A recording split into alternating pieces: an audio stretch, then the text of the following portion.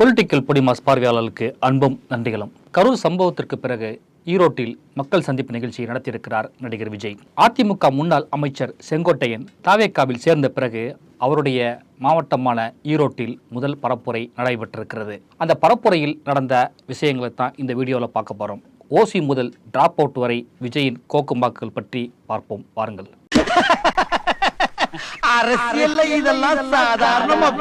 விஜய் கூட்டத்திற்கான ஏற்பாடுகளை எல்லாம் கவனித்தவர் சமீபத்தில் தாவேக்காவில் இணைந்த முன்னாள் அதிமுக அமைச்சர் செங்கோட்டையன். விஜய் பேசுவதற்கு முன்பாக செங்கோட்டையன் பிரச்சார வாகனத்தின் மீது நின்று பேசியிருக்கிறார். மாநில நிர்வாக குழு தலைமை ஒருங்கிணைப்பாளராக இருக்கும் செங்கோட்டையனை முதலில் பேச வைத்திருக்கிறார்கள். புரோட்டோகால் படி செயலாளர் புஷி ஆனந்திற்கு அடுத்த இடம் செங்கோட்டையனுக்கு தரப்பட்டிருக்க வேண்டும். செங்கோட்டையனை முதலில் பேச வைத்துவிட்டு தேர்தல் பிரச்சார மேலாண்மை பொதுச் செயலாளர் ஆதவ் அர்ஜுனா, கொள்கை பரப்பு செயலாளர் அருண்ராஜ், இணை பொதுச் செயலாளர் நிர்மல்குமார் ஆகியோரை மேடையேற்றி இருக்கிறார்கள். செங்கோட்டையனுக்கு ஏன் உரிய மரியாதை தரப்படவில்லை என தெரியவில்லை. செங்கோட்டையன் பேசும்போது விஜய்க்கு புரட்சி தளபதி என்ற புதிய பட்டப்பெயரை சூட்டி பேசினார் என செய்திகள் வெளியாகின. உண்மையில் நடந்தது வேறு. 50 ஆண்டுகளுக்கு மேலாக எந்த கூட்டத்தில் பேசினாலும் புரட்சி தலைவர் எம்ஜிஆர், புரட்சி தலைவி அம்மா என்று பேசியே பழக்கப்பட்டவர் செங்கோட்டையன். தாவேக்கா கூட்டத்திலும் அவரையும் அறியாமல் புரட்சி என வாயில் வந்துவிட்டது. உடனடியாக சுதாரித்து கொண்ட செங்கோட்டையன் வார்த்தையை மாற்றி புரட்சி தளபதி என விஜயை குறிப்பிட்டார். பாவம், அவரே கன்ஃபியூஸ் ஆயிட்டார் போல. நாளை தமிழ்நாட்டை ஆளப்போவது புரட்சி தளபதி தான். பல வருடங்களாக எம்ஜிஆரை, ஜெயலலிதாவை, எடப்பாடியை புரட்சி தலைவர், புரட்சி தலைவி, புரட்சி தமிழர் என்று சொல்லி பழக்கப்பட்ட நாக்கு இப்போது புரட்சி தளபதிக்கு மாறியிருக்கிறது.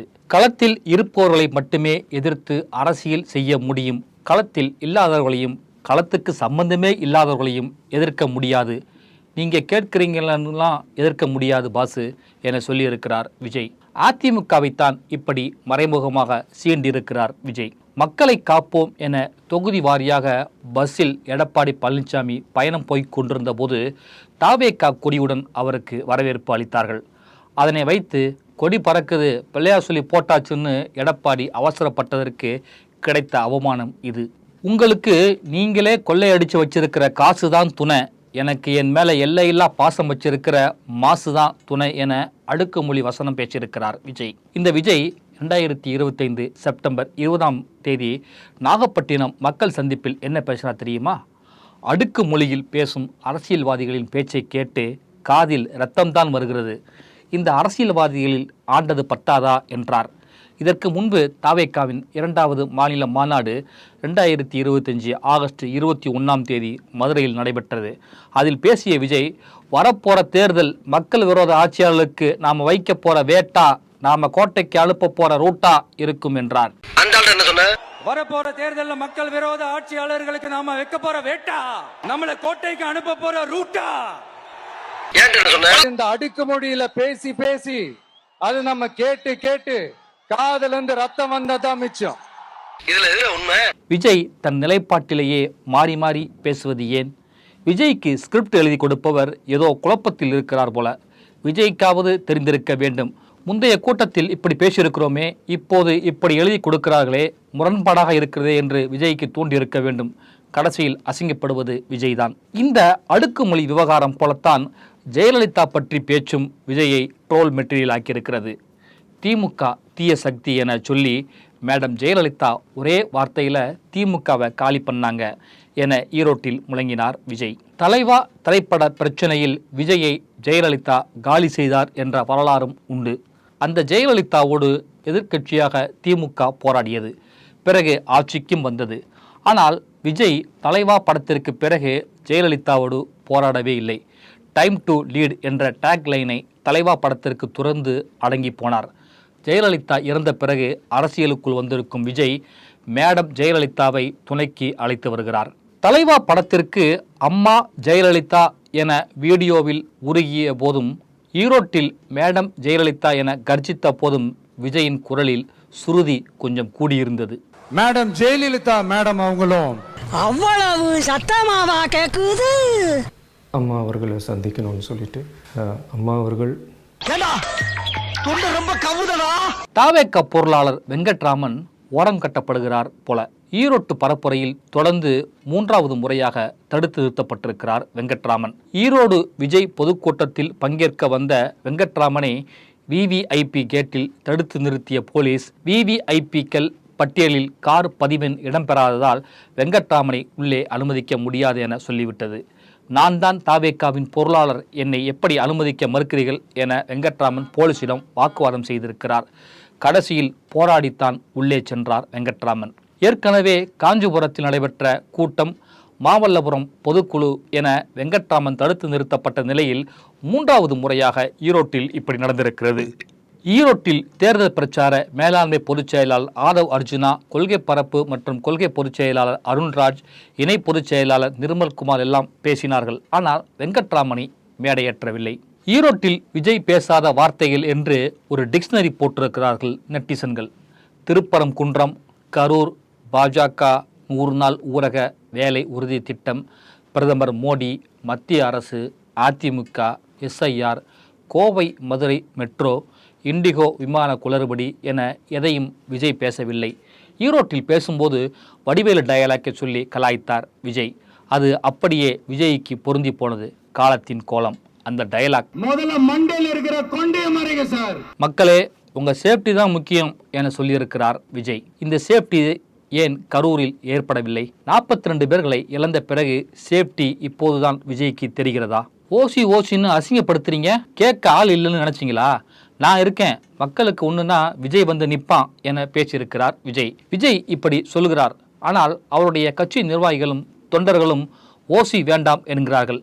1000 ரூபாயை தியாகம் செய்யுங்கள் என்று கொள்கை பரப்பு பொதுச் செயலாளர் அருண்ராஜ் பேசியிருக்கிறார். கோவையில் தாவேகா நடத்திய ஆர்ப்பாட்டத்தில் ஓசி பஸ் வேண்டுமா என பேசியிருக்கிறார்கள்.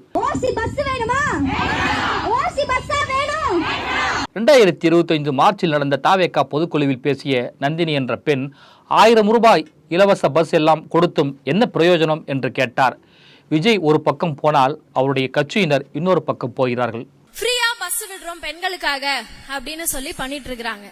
அடுத்து மாசம் மாசம் நாங்க 1000 ரூபாய் காசு கொடுக்கறோமே அப்படின்னு அதையும் பெருமையா வேற சொல்லிக்கிட்டு இருக்காங்க.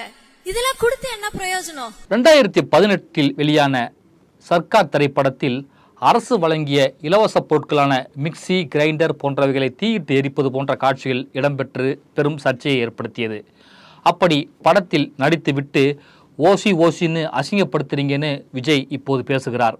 சர்க்கார் திரைப்படம் வெளியான போது விஜயின் ஆதரவாளர்கள் சிலர் அரசு கொடுத்த இலவச மிக்சி, கிரைண்டர் போன்றவற்றை உடைத்து எரிக்கும் வீடியோக்களை சமூக வலைதளங்களில் வெளியானது. அன்று இலவச பொருட்களை எதிர்த்த ரசிகர்கள் இன்று கட்சி ரீதியாக பல்வேறு நலத்திட்ட உதவிகளை வழங்கி வருவது வாழ்க்கை ஒரு வட்டம் என்பதை காட்டுகிறது. ஒரு விரல் புரட்சிக்காக விஜய் இப்போது தடமாறியிருக்கிறாரா என தெரியவில்லை. தன்னை ஒரு ஜெயலலிதா, எம்ஜிஆர் போல் நிலைநிறுத்த முயற்சி செய்கிறார் விஜய். இவர்கள் திமுக எதிர்ப்பு மூலம் மட்டுமே வளரவில்லை. ஜெயலலிதா பாஜகவை கடுமையாக எதிர்த்தார். ஆனால் விஜய் பாஜகவை பற்றி பேச தயங்குகிறார். கோவை மதுரை மெட்ரோ திட்டத்துக்கு அனுமதி கொடுக்க மாட்டோம்னு சொன்ன மோடியை எதிர்த்து பேசினாரா? இல்லை. 100 நாள் வேலை திட்டத்தை முடக்குவதை பற்றி வாய் திறந்தாரா? இல்லை. இதனால் தான் விஜய் மீதான நம்பகத்தன்மை குறைந்து விடுகிறது. பாஜகவின் மறைமுக ஆசி தாவேகாவிற்கு நிரம்பவே இருக்கிறது. அதனால்தான் கொள்கை எதிரி என்று சொல்லிவிட்டு அதற்கு பிறகு வேறு எதையும் பேச மறுக்கிறார்.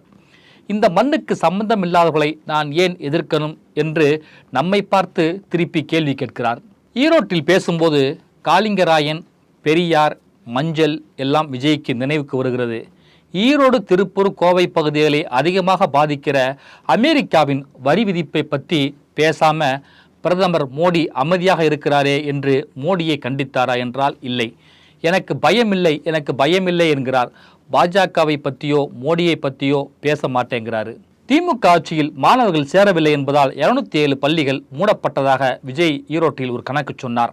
ஆனால் மத்திய கல்வி அமைச்சக தரவுகளின்படி திமுக ஆட்சியில் பள்ளிகள் மூடுவது பெருமளவில் குறைந்திருக்கிறது. 2020-21 கல்வியாண்டில் தமிழ்நாட்டில் 37,589 அரசு பள்ளிகள் இருந்தது. ஆனால் 2023-24 கல்வியாண்டில் அரசு பள்ளிகளின் எண்ணிக்கை அதிகரித்து 37,672ஆக உயர்ந்துள்ளது. திமுக ஆட்சியில் பள்ளி டிராப் அவுட் அதிகம் என சொல்லியிருக்கிறார் விஜய். முந்தைய எடப்பாடி பழனிசாமி ஆட்சியை ஒப்பிடும்போது 2021-25 திமுக ஆட்சியில் குறைவாகவும் ஏற்ற இறக்கமாகவும் இருக்கிறது. 2020 மத்திய பட்ஜெட் கூட்டத்தொடரின் போது அப்போதைய மத்திய மனிதவள மேம்பாட்டுத்துறை அமைச்சர் ரமேஷ் பொக்ரியால் 2015-2016 முதல் 2017-2018 கல்வியாண்டில் டிராப் அவுட் தமிழ்நாட்டில் இரட்டிப்பாக ஆனது என சொன்னார். இங்கே ஒரு ட்விஸ்ட் இருக்கு. அன்றைக்கு கல்வித்துறை அமைச்சராக இருந்தது செங்கோட்டையன். அவரை பக்கத்திலேயே வைத்துக்கொண்டு அவரிடமே செங்கோலை வாங்கிய விஜய் இப்படி பேசுகிறார்.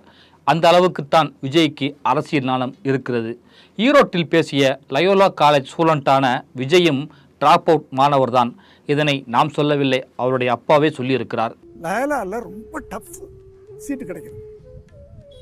அங்கே இருக்கிற அந்த பிரின்ஸ்பால்கிட்ட போய் கெஞ்சி கூத்தாடி அவர்கிட்ட போய் நான் ஒரு கிறிஸ்டியன் ஃபாதர் கேத்தலிக், அப்போ தான் நான் கிறிஸ்டியன்னு சொல்கிறேன். அது வரைக்கும் எனக்கு கிறிஸ்தவம் என்னன்னு தெரியாது. இது ஃபாதர், அது ஃபாதர், என் பிள்ளை ஆசைப்படுறான் ஃபாதர். காலேஜ் போர் அடிக்குதா, நீ விருப்பப்பட்டு தானே போன? இல்லைப்பா எனக்கு சரியாக வரல, நடிக்கணும்ப்பா. சும்மா ரொம்ப ஈஸியாக 18 வயசு சார், ஸ்லிம்மாக இருப்பார். இப்போது நடிக்கணும்ப்பா. இது முடிடா, இந்த கோர்ஸை முடி, நடிப்போம். இல்லைப்பா காலேஜுக்கெலாம் போகிறது. அவருடைய ரசிகர்களோ வெறித்தனமாக பேசி விஜய்க்கு கிடைக்கும் ஓட்டுகளில் ஓட்டையை போட்டு விடுவார்கள் போல. விஜய்க்கு மட்டும் ஓட்டு போடலை என மிரட்டும் பெண் ஒருவர், என் வீட்டில் 9 பேர் இருக்கிறார்கள், விஜய்க்கு மட்டும் ஓட்டு போடலை என்றால் அவங்களுக்கு சாப்பாட்டில் விஷம் வைத்து கொன்னுடுவேன் என்கிறார். அடுத்த கூட்டத்தில் விஜய் என்ன பேசப் போகிறார் என கண்டென்ட் கிடைக்கும்னு பார்க்கலாம். இந்த வீடியோ பற்றி மறக்காமல் உங்கள் கருத்துக்களை சொல்லுங்கள். மறக்காமல் பொலிட்டிக்கல் பொடிமாஸ் சேனலை ஃபாலோ பண்ணிக்கோங்க, லைக் பண்ணுங்கள், ஷேர் பண்ணுங்கள்.